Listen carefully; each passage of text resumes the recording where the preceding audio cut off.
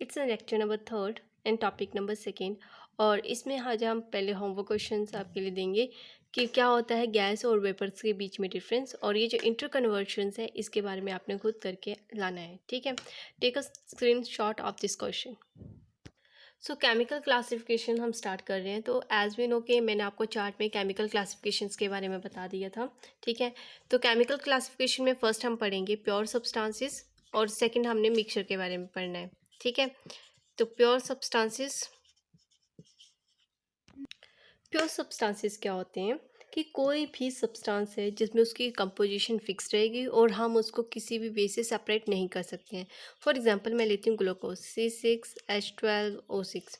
ठीक है, ये क्या है, एक ग्लूकोज है, ये मेरे पास कोई सब्सटेंस है। तो इसमें कितने एटम प्रेजेंट है, एक कार्बन के 6 एटम, हाइड्रोजन के 12 और ऑक्सीजन के 6 एटम प्रेजेंट है। ठीक है, अब मुझे बोले कि ये हाइड्रोजन को अलग कर दो, ऑक्सीजन को अलग करो, कार्बन को, तो वो पॉसिबल नहीं है।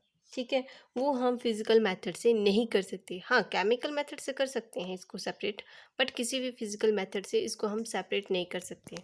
तो जो हमारे पास एलिमेंट्स होते हैं, एलिमेंट्स को भी हम इसको फर्दर डिवीज़न करते हैं। चलो डिवीज़न कर लेते हैं। फर्स्ट आते हैं इसमें एलिमेंट। ठीक है, एलिमेंट्स जो होते हैं, ठीक है, ये सबसे सिंपलेस्ट फॉर्म होती है सब्सटेंस की। ठीक है, ये प्योर सब्सटेंस की सिंपलेस्ट फॉर्म होती है।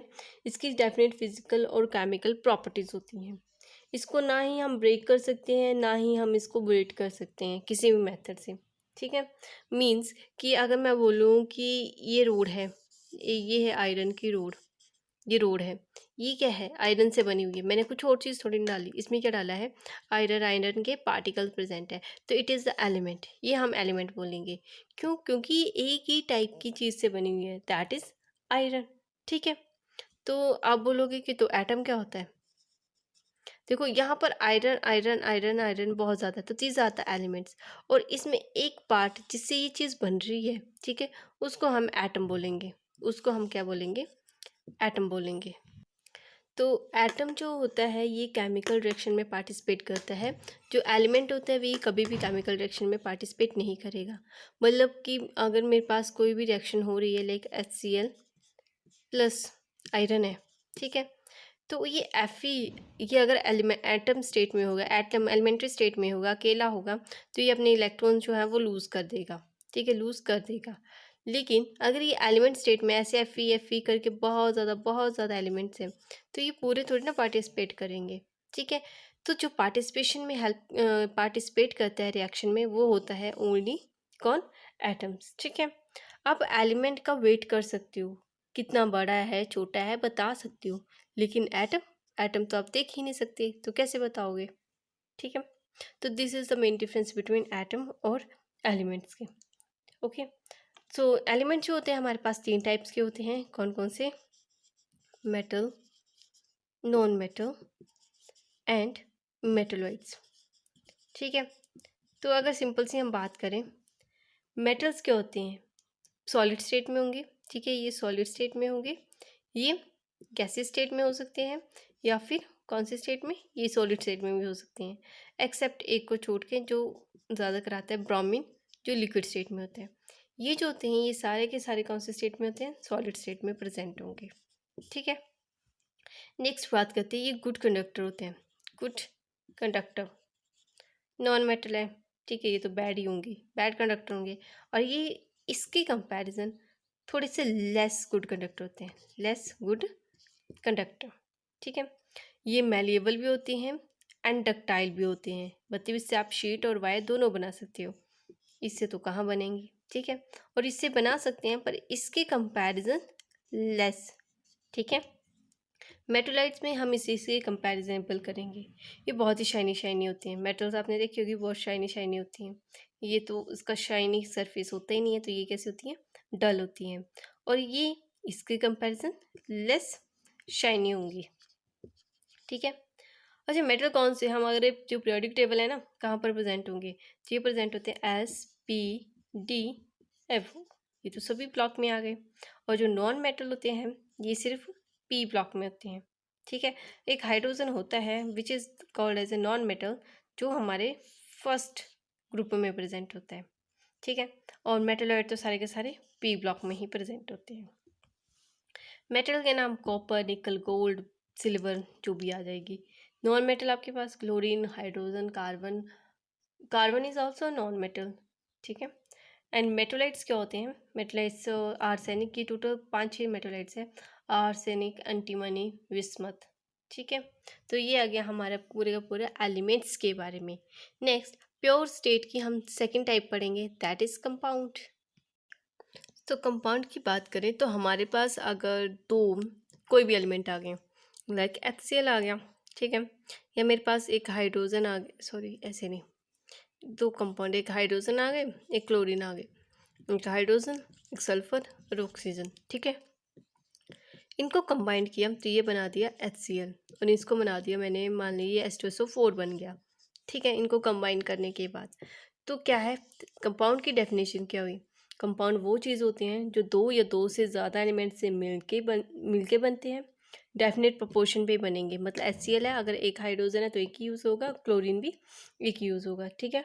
इसको हम क्या है कि अगर मुझे इसको अलग अलग करना है तो बस मैं कोई भी फिजिकल मेथड अप्लाई नहीं कर सकती, इसको केमिकल मेथड से ही अप्लाई किया जा सकता है। मतलब केमिकल मेथड से ही हम इससे ब्रेक कर सकते हैं।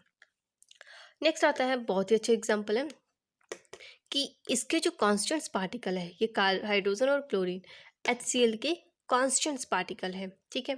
तो इसकी प्रॉपर्टी जो होती है वो इसके कंपैरिजन डिफरेंट होती है। हाइड्रोजन जो है वो कंबस्टिबल होता है, ठीक है। क्लोरीन गैस जो होती है वो क्लोरीनेशन करने के लिए यूज़ होती है, ब्लीचिंग करने के लिए यूज़ होती है। और HCl, अब HCl क्या है? इन दोनों का मिक्सचर HCl, ये तो एसिड बन गया, ठीक है। तो जो इसमें हाइड्रोजन की जो प्रॉपर्टी होनी चाहिए थी वो होती नहीं है, क्लोरीन की जो प्रॉपर्टी होनी चाहिए वो भी ख़त्म हो गई। मीन्स कंपाउंड क्या होते हैं कि ये दो या दो से ज़्यादा एलिमेंट से मिलकर बने होते हैं, और इसके जो कॉन्स्टेंट्स एलिमेंट्स हैं उनकी प्रॉपर्टी डिफरेंट होती है जो कंपाउंड बना होगा, ठीक है। होप आप समझ गए होंगे। नेक्स्ट कंपाउंड्स को हम दो में कैटेगराइज करते हैं, one is organic and second one is inorganic. Organic जो है वो हमें लिविंग सोर्सेज से मिलेंगे, ये सारे के सारे हमारे लिविंग सोर्सेज से आएंगे। और ये कहाँ से आएंगे? इनऑर्गेनिक नॉन लिविंग सोर्सेज से आएंगे, ठीक है। दैट इज प्लांट्स, एनिमल्स, ये सारे टोटल जो होते हैं ना लिविंग सोर्सेज में, कार्बन ज़्यादातर होता है, कार्बन सबसे ज़्यादा होता है, ठीक है। और इसके साथ जो इसके डेरिवेटिव होंगे वो कौन से हो सकते हैं? ऑक्सीजन, नाइट्रोजन, सल्फर, फॉस्फोरस, ठीक है। ये सारे प्रेजेंट होते हैं। और इसमें सारे के सारे जो आपने एलिमेंट्स पढ़े हैं ना, A to Z जो भी पढ़े हैं वो सारे के सारे इनऑर्गेनिक सब्सटेंसेस में आ जाएंगे। ये हमें ऑयल, फैट, प्रोटीन्स, कार्बोहाइड्रेट्स ये हमारी बॉडी को देता है, ठीक है, सारी चीज़ें देगा। और ये इनऑर्गेनिक सब्सटेंसेस ये जो है ये हमें सॉल्ट, मार्बल, जितनी भी नॉन लिविंग चीज़ें होती हैं वो हमें प्रोवाइड करवाता है। कौन? Inorganic compounds. Okay, now next हम देखते हैं कंपाउंड पर। एक क्वेश्चन यहाँ पर है आपके लिए, कंपाउंड क्या होते हैं एंड मॉलिक्यूल्स क्या होते हैं, ठीक है। That's a homework question for you. Next जो हमारा है प्योर सब्सटेंस करे थे ना, प्योर सब्सटेंस फिनिश हो गए। नेक्स्ट हमारे पास आते हैं मिक्सचर। मिक्सचर कौन सा? नमकीन, वो वाला मिक्सचर, हाँ वही। जैसे मिक्सचर जो होते हैं ना, हम बोलते हैं दो या दो से ज़्यादा कंपाउंड से मिलकर बने होते हैं, बट यहाँ पर कुछ अलग सा होता है। वो क्या होता है? मान लिया हमारे पास एक होमोजेनस मिक्सचर है, ये इसके टाइप्स है, होमोजेनस और एक होता है हेट्रोजेनस मिक्सचर। हेट्रोजेनस मिक्सचर, अब होमोजेनस में क्या है कि दो सब्सटेंस आप जब हम घोलेंगे, ठीक है, देखो इसमें एक स्टार वाली चीज़ है, क्या स्टार वाली चीज़ है? जो कॉन्स्टेंट्स पार्टिकल्स होते हैं ना, कॉन्स्टेंट्स पार्टिकल्स की प्रॉपर्टी रिटेन रहती है जब आप उसको मिक्स कर देते हैं। कैसे? ये जो पानी है ना ये लिक्विड है, मतलब इसने अपनी स्टेट रख ली वहीं पे, मैंने इसमें ऐड कर दिया सॉल्ट, तो सॉल्ट ने अपनी प्रॉपर्टी शो करी ना। जो सॉल्ट होता है वो नमकीन होता है, इसने अपने नमकीन होने का एहसास करवाया। जो वाटर है वो लिक्विड होता है, इसने अपने लिक्विड स्टेट होने का एहसास करवाया। मींस इसने अपनी जो कांस्टेंट प्रॉपर्टी है, इस पार्टिकल ने जो प्रॉपर्टीज़ है वो अपनी रिटेन रखी। अच्छा, एक और एग्जांपल लेते हैं हम। मान लीजिए ये आप मिक्सचर खा रहे हो, मूँगफली लग ये मूँगफली है, देन ये काजू डाल दिया आपने, ये काजू डाल दिए, ठीक है, ये बाकी नमकीन डाल दिया। मैंने बोला कि प्लीज़ मिक्सचर जब आप खाते हो, ठीक है, पहले ये देख लो, मिक्सचर जब आप खाते हो तो आपको मूँगफली का अलग टेस्ट आएगा, काजू का अलग आएगा और ये जो नमकीन है उसका अलग आएगा। अब मैं बोलूँगी प्लीज़ आप काजू को अलग कर दो, मूँगफली को अलग कर दो, तो क्या करोगे? हैंड से ये ऐसे से उठा दिया। तो हिट्रोजीनस मिक्सचर ऐसे हैं जिसको आप फिजिकली मेथड से क्या कर सकते हो, सेपरेट कर सकते हो, है ना। अलग सी कमाल की चीज़ कि आप इसे फिजिकल मेथड से आप अलग कर सकते हो। इसमें आपको डिस्टिंक्ट क्लियरली बाउंड्री नज़र आएगी, कहाँ काजू है, कहाँ बादाम है, कहाँ क्या क्या है, ठीक है। आप इसको नेक्ड आई से देख सकते हो, लेकिन होमोजीनियस में ऐसा नहीं होता। आप इसको नेक्ड आई से नहीं देख सकते क्योंकि दोनों मिक्स हो चुके हैं। इसको हम आप माइक्रोस्कोप के थ्रू भी नहीं देख सकते, ठीक है। तो यहाँ पर जो कंपोजिशन का इफेक्ट पड़ जाता है कि कंपोजिशन कम ज़्यादा हो जाती है। अब देखो ना, जब आप चाय बनाते हो कभी शुगर ज़्यादा कम हो जाती है, मतलब कंपोजिशन नहीं देखते हैं। यहाँ पर कंपोजिशन जो है वो वेरी कर जाती है, डिफरेंट डिफरेंट होती है, डिफरेंट बाउंड्री नज़र आती है। आप इसमें कोई सिंगल फेस नहीं देख सकते। इसमें आप सिंगल फेस देख सकते हो कि जब ये कम्प्लीटली मिसिबल हो जाएगा तो अगर लिक्विड है तो लिक्विड फेस रहेगा। लाइक सॉल्ट है, सॉलिड होना चाहिए। हमने सोचा कि चलो सॉल्ट ज़्यादा डाल दिया है तो ये फेस सॉलिड में आ जाएगा, पर नहीं, लिक्विड है, लिक्विड फेस ही गेन करेगा। इसमें आपने पानी डाल दिया मिक्सचर में तो पानी आपको अलग दिखेगा, ये काजू बादाम ये अलग दिखेंगे, मतलब आपको यहाँ डिफरेंट फेसेस नज़र आएंगे, ठीक है। सो इसी के साथ you have some homework question. What is the difference between compound and mixture? इस कंपाउंड और मिक्सचर के बीच में क्या डिफरेंस है? इसमें हम एक और सब टॉपिक चीज़ पढ़ेंगे, एटम एंड मॉलिक्यूल्स के बारे में, ठीक है।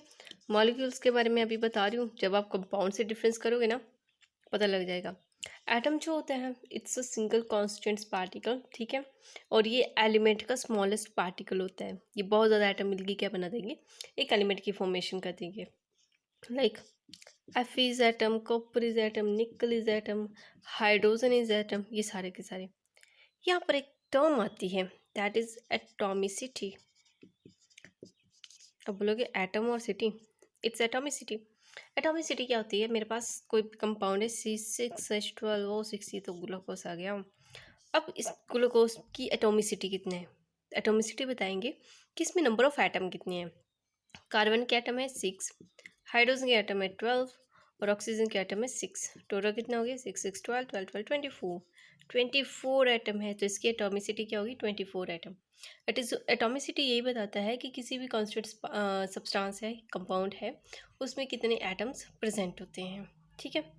अब आता है मॉलिक्यूल्स के बारे में, जिसको जानने के लिए आप बेकरार थे। मॉलिक्यूल्स क्या होता है, यहाँ पर दो एलिमेंट सेम भी हो सकते हैं एंड डिफरेंट भी हो सकते हैं। Like hydrogen plus hydrogen it's give H2।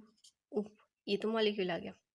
Hydrogen plus Cl it's give HCl, ये तो कंपाउंड आ गया। यस, हम कंपाउंड को, ठीक है, कंपाउंड को मॉलिक्यूल्स बोल सकते हैं एक्सेप्ट NaCl। ये तो क्या है, ये मॉलिक्यूल नहीं है, ये क्या है, कंपाउंड। हम कंपाउंड्स को मॉलिक्यूल्स बोल सकते हैं एक्सेप्ट आयनिक कंपाउंड्स को, क्योंकि आयनिक कंपाउंड जो होते हैं डिस्क्रिट्स मॉलिक्यूल होते हैं। इसमें ये नहीं बताता है अब NaCl इकट्ठा है तो Na के सराउंड बहुत ज़्यादा Cl होंगे, Cl के सराउंड बहुत ज़्यादा Na होंगे, तो मतलब हम नंबर ऑफ पार्टिकल इसमें डिटरमाइन नहीं कर सकते हैं, इसलिए इसको कंपाउंड में रखा जाता है, ठीक है। तो NaCl इज अ कंपाउंड। अब जो हमारे पास मॉलिक्यूल्स होते हैं वो भी डिफरेंस होते हैं, दो तरह के होंगे। ये जो आपने पढ़ा ना H2, इसमें सेम सेम थे, हाइड्रोजन हाइड्रोजन सेम सेम था, तो इसको हम बोलेंगे होमो मॉलिक्यूलर, ठीक है, होमो मॉलिक्यूलर। यहाँ पर हाइड्रोजन अलग क्लोरीन अलग दोनों कंबाइन कर दिए HCl बना दिए, बोले दोनों अलग अलग, तो इसको हम बोलेंगे हीट्रो मॉलिक्यूलर, ठीक है। होप आपको ये पॉइंट समझ आए होंगे। नेक्स्ट कुछ एक बेसिक पॉइंट्स की बात कर लेते हैं। ये ट्री है हमारा जो इम्पोर्टेंट पॉइंट्स बताएगा। हाइग्रोस्कोपिक सब्सटेंस, ठीक है। हाइग्रोस्कोपिक सब्सटेंस वो सब्सटेंस होते हैं जो मॉइस्चर एब्जॉर्व कर लेते हैं हमारे एटमॉस्फेयर से, पर खुद गीले नहीं होते हैं, ये जस्ट एब्जॉर्व कर लेते हैं उनको, तो इसमें आ जाता है सिलिका जेल, जो आप बॉटल्स में, पानी की बॉटल्स होती हैं जब नहीं खरीदते हो तो उसमें प्रेजेंट होता है, ठीक है, वो सिलिका जेल का पैकेट। नेक्स्ट होते हैं डेलिक्सेंट। डेलिक्सेंट्स ये वो सब्सटेंस होते हैं जो इतना मॉइस्चर अब्जॉर्ब कर लेते हैं कि खुद को ही वेट कर लेते हैं और वो सॉल्यूशन फॉर्म में कन्वर्ट हो जाते हैं। नेक्स्ट आता है इफोर्सेंट्स। इफोर्सेंट्स जो क्या होते हैं कि ये एक क्रिस्टलाइन सॉलिड्स होते हैं, ठीक है, इसके पास वाटर के मॉलिक्यूल प्रेजेंट होते हैं। लाइक मेरे पास आता है sodium sulphate .7H2, sodium sulphate, ठीक है। अब इसको हीट करेंगे तो हीट करने के बाद ये अपने दो कंडीशन लेगा, ये अपने सारे के सारे वाटर मॉलिक्यूल्स को निकाल देगा या फिर ये हीट होने के बाद कुछ ही वाटर मॉलिक्यूल्स को अपने पास रखेगा, लाइक दिस वन, ठीक है। तो ये होते हैं इफोर्सेंट। नेक्स्ट आते हैं हम, आपने तो सुना ही होगा कि हम 24 कैरेट गोल्ड पसंद करते हैं, 24 carat gold, but 24 carat gold not is pure gold. इसमें 20 ग्राम जो होता है या 20 कैरेट बोल लो गोल्ड होता है, क्या होता है 4 ग्राम, सॉरी 4 कैरेट क्या चीज़ प्रेजेंट होती है। होमवर्क। नेक्स्ट आता है, आपने तो नमक खाया होगा, क्या आपने आयोडीन नमक खाया है? बात तो यही चलती है। तो हमारा नमक होता है NaCl, पर आयोडीन की बात कहाँ से आ जाती है? तो जो हमारा NaCl होता है इसमें स्मॉल क्वांटिटी Na मतलब सोडियम आयोडाइड डाला जाता है। ये जो आयोडीन होता है ये प्रिवेंट करता है क्वाइटर को, ठीक है, इसलिए हम बोलते हैं कि आपके नमक में आयोडीन है, तो ये आयोडीन होती है, that is sodium iodide present होता है स्मॉल अमाउंट में, ठीक है। तो ये आपका topic number 2 finish and do that homework.